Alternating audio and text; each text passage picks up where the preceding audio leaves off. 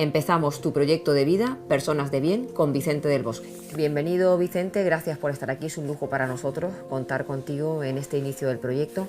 Y mi primera pregunta tiene que ver con, pues con cómo eres tú. O sea, ¿qué tienes tú de especial para que todos desde fuera te veamos como una persona de bien? Bueno, pues he actuado con normalidad, con naturalidad, y siempre, desde hace ya muchos años, estoy en el escaparate, mi trabajo en el vestuario, dentro del vestuario, pero también en ese escaparate que tenemos, pues yo creo que es bueno que la sociedad intentar ser algo referente en un asunto tan vital como es la generosidad, porque para todos la generosidad es rentable, para todos. Eso es precioso, ¿no? El que la generosidad sea rentable, porque creo que no todo el mundo lo entiende por igual. Antes comentábamos fuera de cámara que todavía existen personas que piensan que ser bueno, ser bondadoso, lleva a que otros te puedan manipular o engañar, ¿no? Entonces, transmitir que la generosidad nos enriquece. La bondad nunca es malo, o sea, que eso, hay algo malo saca la maldad, pero la bondad nunca puede ser un aspecto negativo, ¿no? Vicente, en alguna entrevista has hablado de Busquets como un jugador que podría haber sido mejor jugador, que tenía talento para haber brillado más y sin embargo prefirió ser generoso y hacer crecer al equipo. ¿Qué opinión tienes sobre estas personas que prescinden de su brillo personal para unar al equipo y para enaltecer los valores del grupo? Bueno, si un equipo de fútbol se basa en eso, y sobre todo si convencemos a los que son los mejores jugadores que tengan el sentido, construiremos un equipo más fuerte, ¿verdad? Si aquellos que son muy buenos le damos un equilibrio táctico, una buena organización, seguramente ellos también van a ser mejores, y convencerlos es una tarea del entrenador. Y en ese sentido hemos tenido jugadores que han sido muy generosos. Pues puse a Busquets en su momento, pero teníamos un Fernando Hierro redondo también, gente que pensaba más en el equipo que en ellos. En un mundo tan competitivo como el fútbol, yo entiendo que el éxito no está siempre en ganar o en ganar un mundial, sino que el éxito está más relacionado con cómo nos implicamos y cómo trabajamos y otros objetivos que nos ponemos. Sabes que el éxito no hay nadie que gane siempre. El deporte y en el fútbol más, pues ganas y pierdes, y lo que hay que admitir la derrota como parte del juego, pero eso no significa que no luchemos para ganar siempre, para cumplir con los objetivos que tenga un equipo. El éxito muchas veces es muy concreto. No sé, oye, yo tengo un chaval down, y para mí el éxito ha sido el que esté integrado en el mundo laboral, el que esté integrado en el mundo social, el que esté integrado cuando era pequeño y que dimos los pasos necesarios para que él fuera otro chaval que pudiera trabajar, que pudiera estar socialmente absolutamente integrado, y para nosotros eso ha sido el éxito nuestro. Y luego hay competiciones que ganas y en otras que pierdes, pero es así. Hablando de tu hijo Álvaro, pues habéis comentado que a veces, que fue un choque al principio, que luego ha sido una bendición y que ahora vuestra vida no la podréis entender sin todo el cariño que recibís por parte de vuestro hijo. Te quería preguntar cómo fuisteis capaces de superar ese choque, porque al final todas las personas nos encontramos a lo largo de la vida con dificultades, y cómo has sido capaz de gestionar cuando la vida no es como uno desea. Y también te quería preguntar si tuvieras que elegir a tu hijo Álvaro, si lo elegirías como es él ahora, ¿no? Ahora mismo. Bueno, es el proceso de cuando te nace un chaval con discapacidad, en casi todas las familias es el mismo. Primero es un choque, el desconocimiento absoluto de la situación que vas a vivir, y luego poco a poco te vas impregnando de lo que necesita y que tienes que ir tomando decisiones justas para que él vaya progresando. Y en ese sentido nosotros la verdad que hemos tenido mucha suerte, y ahora estamos felices de que no podríamos vivir sin Álvaro. Claro, es el eje de todos. A raíz de lo que has comentado en tu pregunta, creo que aquí tendríamos que hablar de las expectativas que tienen los niños sobre el deporte, la familia, las expectativas que tenemos, que muchas veces las sobrevaloramos y nos pueden llevar a sentir frustración. ¿No crees que seríamos más felices si bajáramos ese nivel de expectativas? Pero lo que pasa es que los sueños son sueños que tenemos de pequeño, pues que queremos ser, en fin, y eso se convierte en un sueño, pero sabemos que son muy pocos. Por ejemplo, en el mundo del fútbol son muy pocos los que llegan a ser futbolistas, y si convenciéramos a todos los chavales que juegan al fútbol, es decir, no vais a ser jugadores de fútbol, que sepáis, pero eso no quiere decir que ellos tengan el sueño de poder serlo. Y al mismo tiempo que es un arma extraordinaria para su educación, para su formación, pues ¿por qué no va a jugar? Que jueguen, y si luego salen jugadores, fenomenal, y si no, pues ¿qué vamos a hacer? No, seguro que le va a servir para ser mejores chavales y felices.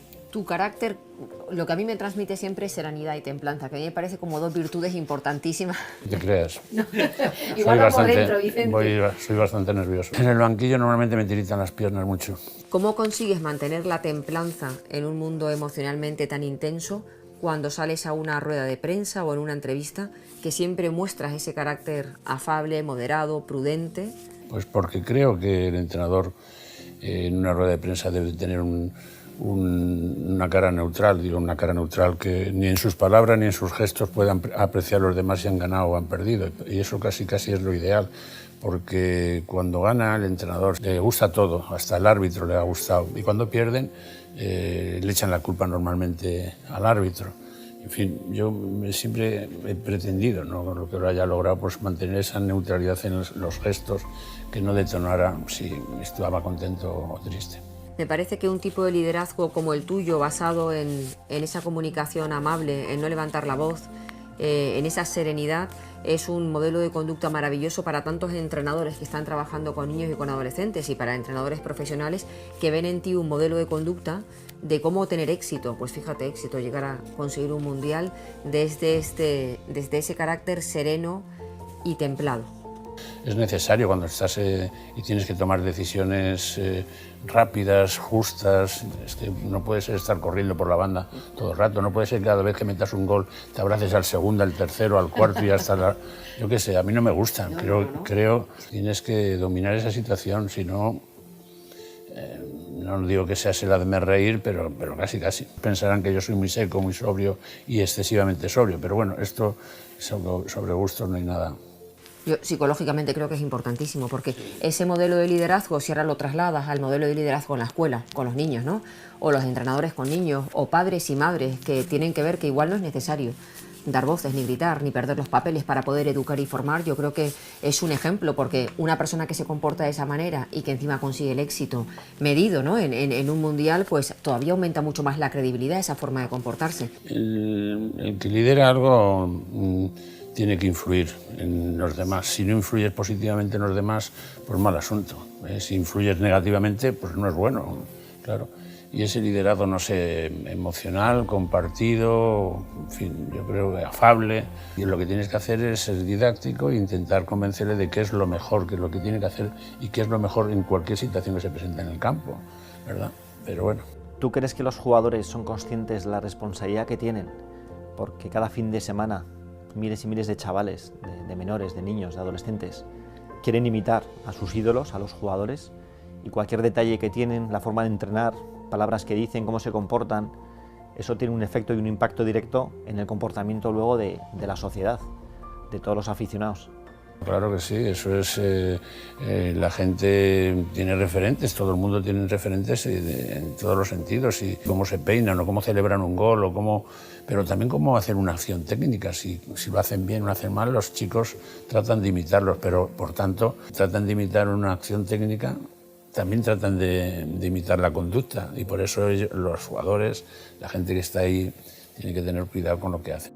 La mayor parte de los deportistas en España no son deportistas profesionales, y ahí pues se juntan padres, se juntan clubes, entrenadores, chavales con muchísima ilusión. ¿Qué valores crees que tendrían que tener los padres y los directores de los clubes y los entrenadores para transmitir a estos chavales, que la mayoría de ellos no van a llegar nunca a ser jugadores o deportistas profesionales? Soy un poco pesimista con lo de los padres y los abuelos, que la figura de los abuelos también ahora cobra mucha importancia. Soy un poco pesimista, porque los padres somos y tenemos ese espíritu de protección equivocado, que por mucho que nos digan, vamos a seguir protegiendo a nuestros hijos, creyendo que lo que hacen ellos siempre es lo mejor. Y lo que pasa de los padres en el fútbol, pues que se enfadan si no juegan, si le ponen en un sitio distinto, es que no ha jugado bien porque le han puesto en un sitio que no tenía por qué jugar. Chico, buscamos todas los padres y los abuelos, buscamos todos los vericuetos para no favorecer la buena educación de los chavales. El saber escuchar es muy importante, tener sentido de... porque parece que siempre tenemos razón en todo, y un entrenador debe de saber escuchar a sus jugadores, ser justo, equitativo. Alguna vez te he oído hablar, Vicente, de que el mejor liderazgo es el liderazgo moral. ¿Nos podrías definir qué es para ti el liderazgo moral? Yo llegué aquí en el año, ya me da vergüenza decirlo, en el año 68 a Madrid y vivía en Don Santiago Bernabéu. Y entonces Don Santiago Bernabéu duró 10 años, de una década, sí, murió en el Mundial antes del Mundial de Argentina en el 78 y convivimos 10 años con una persona que era un liderazgo moral, un liderazgo absoluto de un tío cabal, un hombre bueno y yo creo que todos nos influyó mucho el presidente. Entiendo que ese mismo impacto que tuvo seguramente tendrán los jugadores que ganaron contigo el Mundial, porque muchos de ellos parece que van a ser entrenadores, ¿no? Si vemos ahora pues a Xavi, ¿no? Vemos ahí futuros entrenadores que imagino que se tienen que haber empapado de esa serenidad, de la prudencia. Bueno, me imagino que ellos han tenido a lo largo de su carrera muchos entrenadores y descartas lo malo y te quedas con aquello que es bueno. Lo ideal en esas dos grandes tareas que tiene un entrenador de la parte de las relaciones humanas y la parte de la estrategia deportiva, que no tengas muchas debilidades y si tienes debilidades intentar corregirlas. Pero los entrenadores hay unos más fuertes en un apartado y otros más fuertes en otro. Hay gente que sabe un huevo de fútbol, pero luego son muy débiles en las relaciones personales. Pues no sé qué será peor. Vicente, tú inspiras a mucha gente y me gustaría saber quién te ha inspirado a ti. Mira, yo soy entrenador por dos motivos. Uno porque cuando eres jugador terminas con 30 y tantos años y tienes que dedicarte a otra cosa. Y la segunda va por la influencia de entrenadores que tuve, evidentemente. Tuve entrenadores que fueron estupendos, más que saber de fútbol eran verdaderos humanistas, gente que nos transmitió valores, no sé. Tuvimos, y no digo que solo españoles, tuvimos españoles muy buenos y también extranjeros que fueron fantásticos y de los que aprendimos muchos y nos incentivaron para querer ser entrenadores. Cuando te encuentras con la selección, donde te llega la parte más brillante a nivel deportivo y también esa parte más brillante de jugadores con garra, con ese gen competitivo, ¿cómo consigues liderar con esos jugadores desde la serenidad? No debe ser tan fácil, ¿no?, con tanta gente importante en un vestuario. El entrenador ni se les tiene que dar de listo, ni que ellos detecten que eres muy corto. Ni muy listo, ni muy tonto. Yo creo que tienes que estar en ese punto de que no te las des de saber que eres un sabiondo, pero tampoco que vean muchas limitaciones, claro. Primero, cuando tú vas a seleccionar a alguien, lo seleccionas porque cómo está jugando en su equipo, pero también que encaje en lo que es el estilo nuestro. Y nosotros desde el año 2008, que con Luis Aragonés consiguió la Eurocopa en Viena, pues yo creo que España tenía un estilo y que debíamos de seguir y potenciar eso todo lo que pudiéramos, pero manteniendo siempre ese estilo, que no llegara otro entrenador y dijera, pues vamos a borrar toda la huella del pasado, como ganamos con Luis, a mí no me interesa nada, sino, y a veces, claro, que no hemos elegido a los mejores, pero sí a los mejores para ese momento de la selección. Los jugadores que están emocionados con su profesión son buenísimos. Hasta subsanan algunos pequeños errores técnicos o tácticos que puedan tener. Lo peor de todo es la apatía de un jugador. Cuando un jugador apático, bueno, que no tiene muchas ganas, que va siempre y a lo mejor es buenísimo, pero yo creo que ese punto de emoción en el futbolista es, bueno, en el futbolista, para hacer cualquier cosa, para grabar este programa, si no tienes un poquito de emoción. Yo no sé si a ti te pasa, pero a mí me molesta muchísimo cuando la prensa te pregunta por los egos dentro del vestuario. Y ¿no?, ¿qué hace una mujer como tú con tanto ego en un vestuario? Yo creo que todo tiene que ver un poco con las expectativas y con aquello que esperamos encontrarnos. Tú como psicóloga no quitas ni pones. Exacto.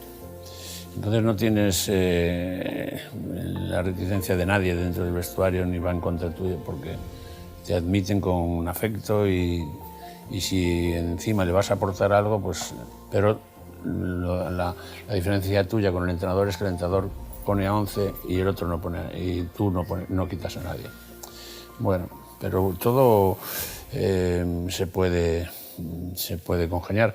Mira, nosotros en la cantera del club tuvimos apoyos desde fuera, en apoyos concretos, apoyos, no sé si está bien dicho, puntuales.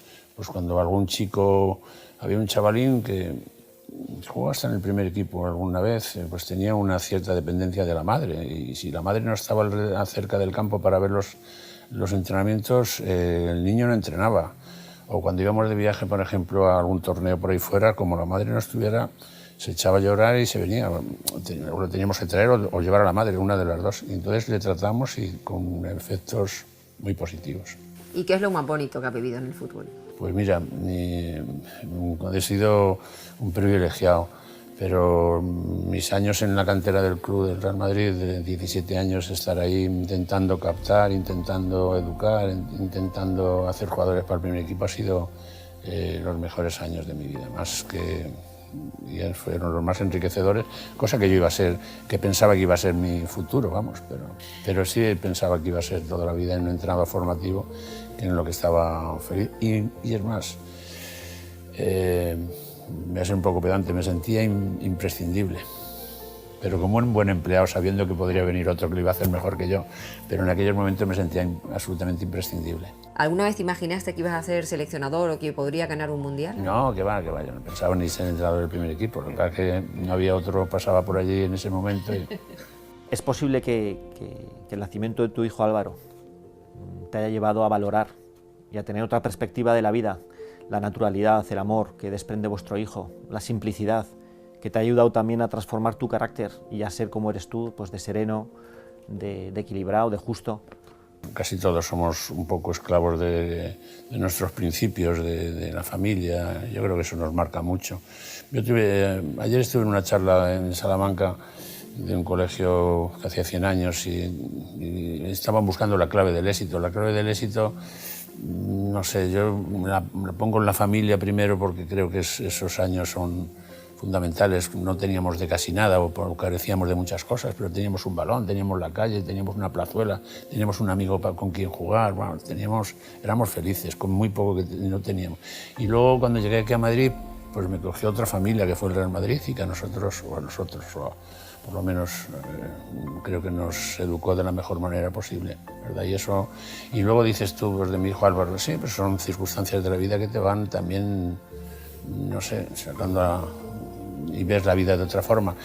Oye, yo no soy de palabras de mucho de amor y no sé qué, pero es nuestro amor, joder. Estaría mejor dicho nuestro amor, pero como estoy hablando yo, pues mi amor. Bueno, yo me voy quedando con la entrevista con conceptos muy importantes, como es el tema de la prudencia, la templanza, el que no podemos definir el éxito en función de las victorias, ¿no? La importancia de educar a los jóvenes. En admitir la derrota. ¿A ti quién te gustaría, si nosotros te propusiésemos, ¿a quién te gustaría que entrevistásemos en otra entrevista de personas de bien? O sea, ¿quién ha pasado por tu vida que tú dices, me ha dejado huella como una persona de bien? Ya no que te inspirara solamente como entrenador, sino a quién tienes en mente. Puede ser del futuro. No te podría decir uno, hemos tenido mucha gente que ha sido estupendos. Sí, ¿no? Estupendos. El vestuario además genera... estar en un vestuario es que estás haciendo lo que a ti te ha gustado de niño y compartiéndolo con otros compañeros. Han sido momentos muy buenos porque si en esto del fútbol adquirimos algún conocimiento, pues alguno, experiencias muchísimas, pero sobre todo son emociones y las emociones pues normalmente las compartes con gente de tu grupo. No, el fútbol son emociones. Emociones muy intensas, tanto cuando ganas como cuando pierdes, ¿no? Y como cuando pierdes, a pesar de la templanza que tú dices que por dentro te ves nervioso, ¿cómo digieres ese momento? Bueno, pues dándote cuenta de que todo es pasajero, todo.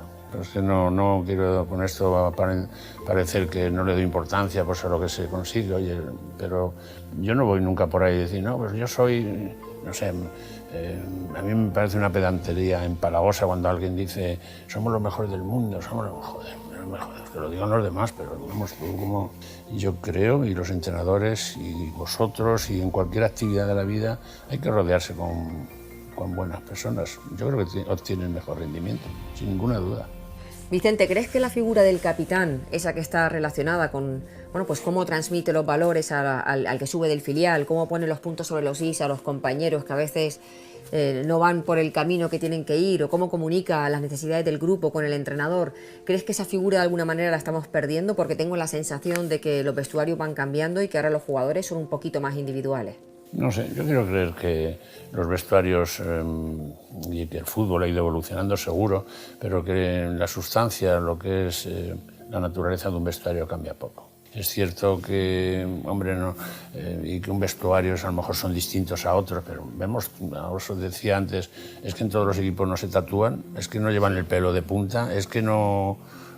son, en las actitudes y en los comportamientos todos los grupos son muy parecidos y no tiene gran diferencia con el vestuario que yo he conocido hace 20 años, yo creo, 30 años o 40 o 50. ¿Has tenido que pelear contigo mismo para que no se te suba el éxito a la cabeza? Campeón de la Eurocopa, campeón del mundo. ¿O es natural? ¿Vienen los genes, esta serenidad que tú tienes, Vicente? No, es que es una bobada, pues todo pasa rapidísimo y es una te tienes que sentir satisfecho porque cumples tu responsabilidad. Eso es como cualquiera en su trabajo. Cuando estás satisfecho es cuando te vas a pagar y dices, hoy hemos hecho... O cuando tienes muchos papeles en casa y los tienes desordenados y cuando ya dices, coño, los he colocado todos, los tengo bien puesto todo y ya parece que está el trabajo hecho, el trabajo bien hecho. ¿Échate menos entrenar? No, que va, no tengo ninguna nostalgia. Porque mira que hay algunos que se quedan ahí o echan de menos jugar, ¿no? La vida era más tranquila. Bueno, según cómo se mire. Pero vamos, que no he hecho para nada. Creo que he cumplido de sobra en mi actividad. Pensé que a los 65 años, como soy un poco antiguo también para eso, se jubilaba la gente y a los 65 dije, ya no me echa nadie más. Pues Vicente, muchísimas gracias. Ha sido no solamente un placer, sino un lujo, porque es nuestro primer espacio de personas de bien y tenerte aquí. Pues muchísimas gracias a vosotros, habéis sido muy amables. Gracias, Vicente.